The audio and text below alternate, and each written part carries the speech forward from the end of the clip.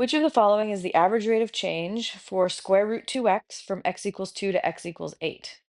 So remember, average rate of change is just a way of calculating a different way of saying slope. So I want to find the slope that connects these 2 points on the curve, x equals 2 and x equals 8. So what I'm missing is y coordinates, right? If I want to calculate slope, it's y2 minus y1 over x2 minus x1, but I only have x's, right? So I could call this x1 and x2, x1 and x2. So I need a y1 and a y2. So y1, that's going to be f of x1 or f of 2. So if I plug a 2 into the function, I get square root 4, which is 2.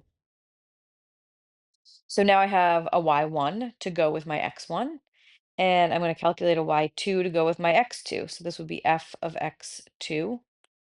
That is f of 8, which is the square root of 2 times 8.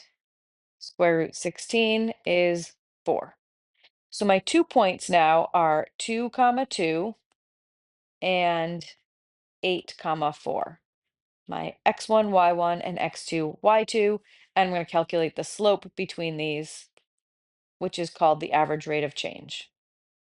So we're going to do 4 minus 2 over 8 minus 2. So that is 2 over 6, or 1/3, option C.